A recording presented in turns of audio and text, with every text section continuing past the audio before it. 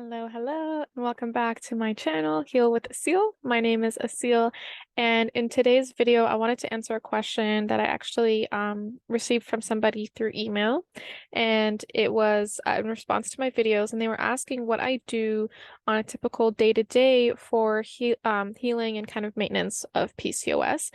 Now, I did kind of speak about my journey and with PCOS, with all the different symptoms, and it was just some of the most distressing time period of my life. And thankfully for the past few years, maybe over 5 years now, it's been really, I would like to say it's been healed. I know that technically they don't say that in the medical industry, you just manage your symptoms, but I think that anything just like it appears can disappear, and I think the body is really powerful like that, but more on my philosophy later. So in this video, just want to talk about kind of what I do day to day. Now, I do want to say I am in that post-healing phase. So this is a little bit different than if I had just freshly been diagnosed and what I would do then. And maybe I can make something else about that if you guys are interested. So this is in the kind of post-healing phase and just kind of what I do. So it's not even really day to day. It's more like week to week, just things that make me feel really good and maintain that sense of balance and peace and therefore disease-free living. And so some of the things here I have notes about. So one of the most important things that I really practice is intuitive eating. Intuitive eating means that you're kind of you're eating in a way that focuses on the body's response to cues, to just how it feels in the body. That's funny. And seeing the foods that it likes to digest versus the foods that really break the body down. And these foods can be opposite to what we're used to eating day to day. So it's really important to really pay attention.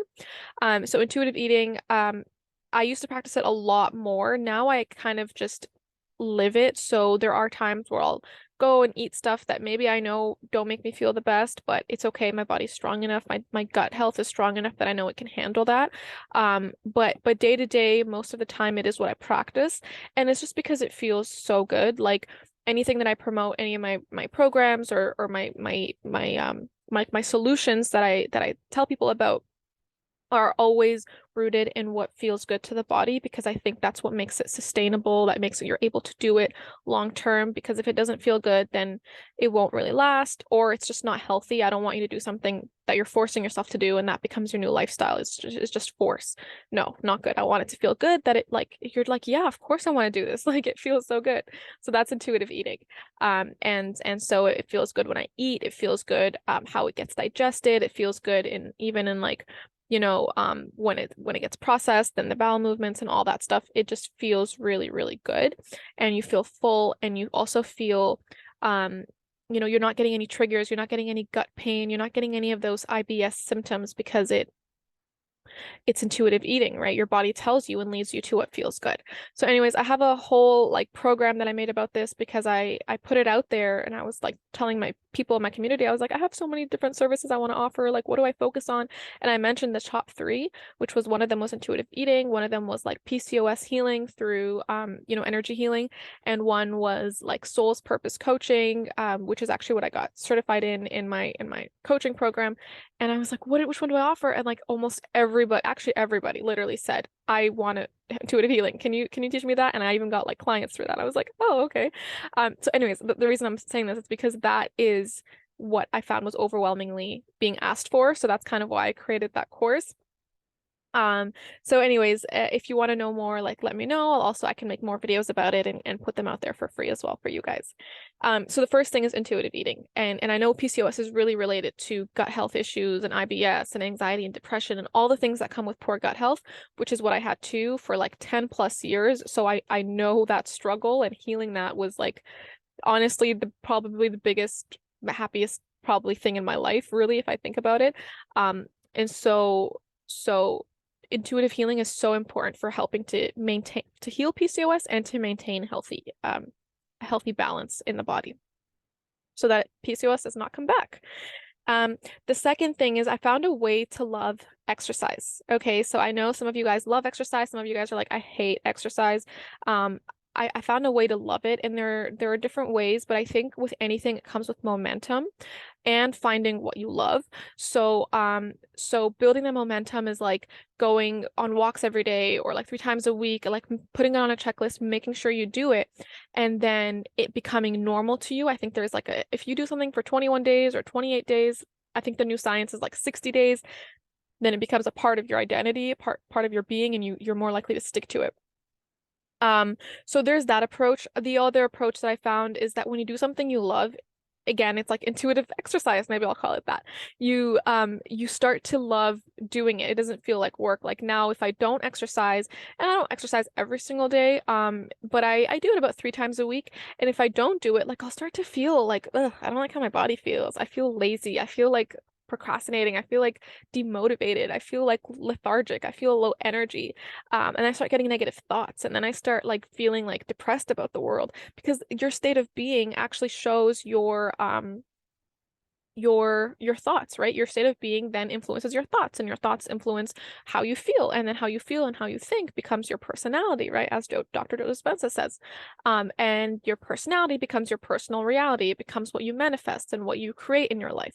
So there's so many reasons to exercise, you guys, and I found a way again to fall in love with that, right? To be like, yeah, when I work out, even if it's just going on a walk, even if it's just doing yoga, for me, one of the ways that I love to exercise is yoga, right? And so that was my way. And now I do dance, and I do like some like HIIT fitness and all these things as well. But I really fell in love with it through yoga. It didn't even feel like exercise. It felt like I was just expanding my body. I was creating space in my body. I was releasing tension and anger and like whatever emotions I might have been feeling that day. It's like I was like releasing them. And through dance, you can do that. Through so many different ways you can do that. So anyways, it's really about finding, yeah, exercise that you love and building that momentum until you start to notice yourself becoming different, right? Especially if you don't exercise much, you start to notice yourself becoming different after all the exercise, and then you just can't go back. Like even if you go back, you give yourself a week or two that you don't exercise, you're like, ew, like I feel like ugh again, like I feel like a couch potato and I don't like this. So really falling in love with how good it feels when you are consistently working out, with how your confidence improves.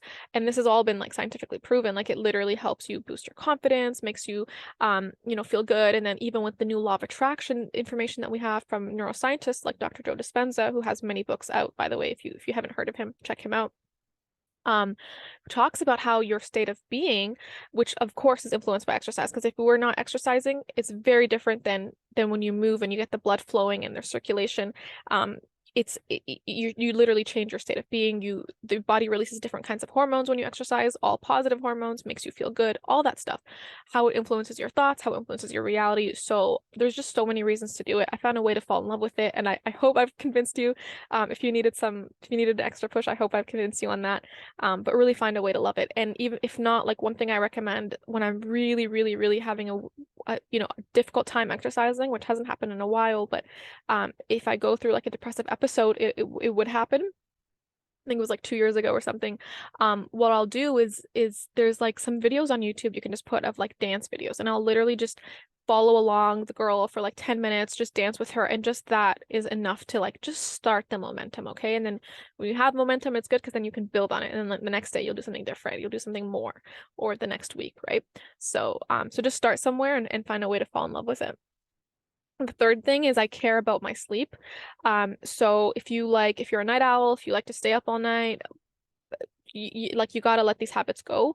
And I say that with love, because PCOS, honestly, and this is not spoken about enough in the industry, it matters how much you sleep and how well you sleep. If you sleep at 3 in the morning and you sleep 8 hours, okay, it sounds good. I got my 8 hours, but it's not the same for the body. You're literally breaking down the body. And learning in my yoga teacher training, learning about the circadian rhythm, all these things has just profoundly changed my life and my healing and everything. So according to our circadian rhythms, we're supposed to be in bed or asleep by like 9 or 10 o'clock. And when you do that, the types of hormones that get released when you sleep at that time is very different. And if you're not sleeping in those times, then those hormones can't get released. So, and those are really healing hormones. Those are regenerating hormones. Those are like just profound hormones and you need them. And so if you're consistently not getting your sleep in those times, you're literally getting your body way off balance. And then you're creating conditions like PCOS or other conditions in the body that are just a symptom of imbalance. I have a whole video about how PCOS is just the result of imbalance in the body. Imbalance creates stress. You might feel like I'm not actually that stressed, but if your body, you're not following your circadian rhythm, then your body is in a state of stress and it's always trying to adapt, it's always fighting, and you're in a fight or flight without even realizing. And so you're really breaking down the body. Sorry for that tough wake up call, but it's honestly, it's true. So really care about your sleep, really, really prioritize it. Now, am I perfect with it? No. During my healing phase, I like 10 p.m., like I would go to bed around 9:30. By 10, I was out. And that was like precious to me. Like I would not let anything, like I had very strong boundaries about that. Nothing could stop me from that. Okay. And that did profound, profound healing for me. Okay. Now I sleep around midnight. I love to sleep at 10, but it's just not always possible for me, again, because what we choose, right? So I don't want that to be an excuse. When you really choose, I'm going to be asleep at 10 p.m., you can absolutely make it possible.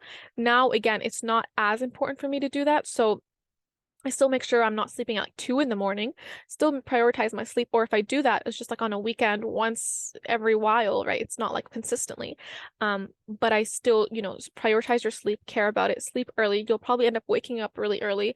And all that time that you wanted to stay up and do whatever you wanted to do at night, you could just do it at like 6 in the morning, because that's what time you end up waking up when your body really gets used to sleeping at 9 or 10 p.m., even 11 if you have to push it to 11.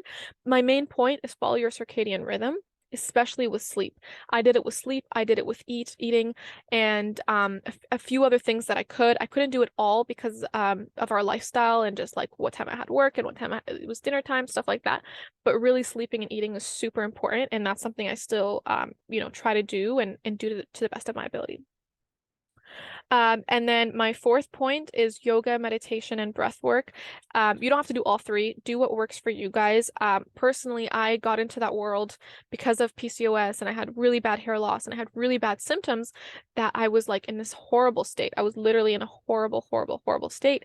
And that's when I first came across my first meditation ever. It was like 2014, I want to say, or 2013. And I did a guided meditation on YouTube, and the amount of release and peace that I felt, I was like, I need more of this. I didn't know anything about how it can heal you. I didn't know anything about energy healing. I know nothing about any of that. I was in a strictly science background. I come from a Muslim family, and it was not like that at all. Like I didn't learn these things growing up, obviously. And so I didn't do it for those reasons. I just did it because it was the one thing that gave me relief in that period. And then I kept going and going because I just fell in love with it, right? Do the things that feel good to you. So now I do yoga and meditation and breath work because for me, that's my path. Like I know that. For you, maybe that sounds too much. Maybe you just want to do like just one breath work every 3 days, right? Or like 3 times a week. But just do something for your energy healing. You don't have to do all three. But do at least one thing consistently, because the balancing of the energy, it really helps to balance the brain hemispheres, the right and the left, whether it's through meditation. I find breath work a little bit more powerful than meditation if you're new, but they're all amazing. And so that balancing act, what it does is it helps the brain find its balance. Again, usually we're off balance in this day and age due to stress, chronic stress, right? Our ancestors are, even our grandparents and great-grandparents didn't live under a state of chronic stress as much as we do, especially with like technology. And there's always this feeling of I need to do more, or like I need to be there. Like we don't realize, but these things send messages of stress to the body, right? And so we're under a state of chronic stress. And that's just the smallest example. There's obviously life and work and all these other things that cause stress. Balancing the breath work and meditation in whatever form you choose helps to balance the right and the left hemispheres. And so then the brain is balanced, and the brain sends out the correct signals to the correct glands, and they produce the correct amount of hormones and all these things that help the body be in a state of balance and prevent disease, right? And then they also help, if you do have a disease or disorder, they really help in the repair and the nourishment and the regeneration. And I'll just leave it there, but really, really, really recommend some form of energy healing practice. And that's still what I do. Sorry, I got back into advice. That's still what I do in my PCOS kind of maintenance journey, is like I just love to come back to balance after a long day, after a long week. If I don't do it, then I'm like, ugh, I don't feel like myself, right? So find something that really feels true to you, that feels good to you, and just do it.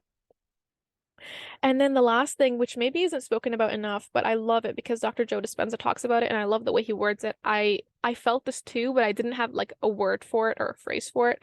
He says, have a vision for the future, have a vision that pulls you forward. I think that was profound for me in healing too. Because when you have a vision, you guys, it can be anything that means something to you, anything that you really want to achieve, that you've had since you were a child.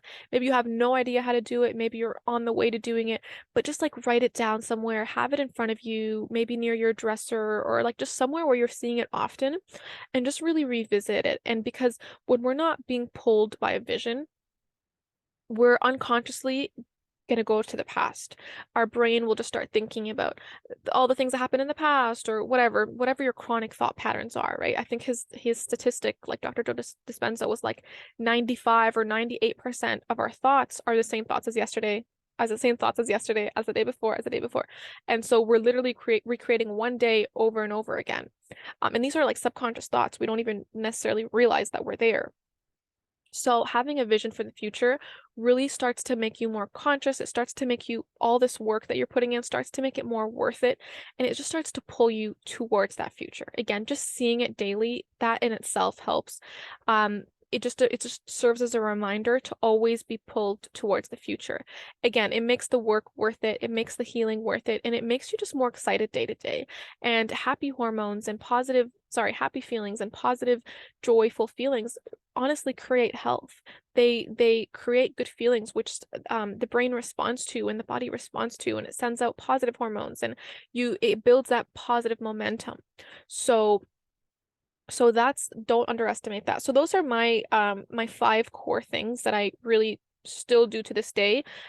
In my healing journey, I did them a lot more, and I focused like more on the intuitive eating part. I focused more on the yoga part, doing certain postures for like to target the energy in the ovaries, target the energy where it needed to be for my particular healing.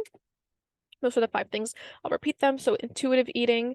And if you're interested, I will leave a link below where you can access information on, more about this course, or you can fill out a questionnaire where if you're interested in getting coaching or learning the course, you can just fill out that questionnaire and I'll reach out to you. So intuitive healing, found a way to love exercise, and so that it doesn't feel like work. It just feels like just something I'm doing, right? That's really important for you guys. Care about your sleep, sleep well, sleep early, yoga, meditation, breath work, some kind of energy healing to always bring you back to balance in this chaotic world. And then have a vision that pulls me forward, have something that will lead me to wanting to do more, to seeing why it's worth it, to building that positive energy and pulling me forward rather than my thoughts unconsciously going to the past, which is when we're thinking in the past, we're recreating the past. And it's like, no, like I don't want to be in the past, right? The illness, the disorder manifested for a reason, for certain stuck emotions, for certain types of stress, certain energy holes in our aura, in our chakras. So all these things, so going in the past is recreating those thought patterns and recreating the things that created it in the first place. So have a vision that pulls you forward to the future. So I hope that made sense for you guys. Let me know if you have any comments or questions. I know I can tend to go on tangents, so I'd love to hear from you. And I will see you in the next video. Bye-bye.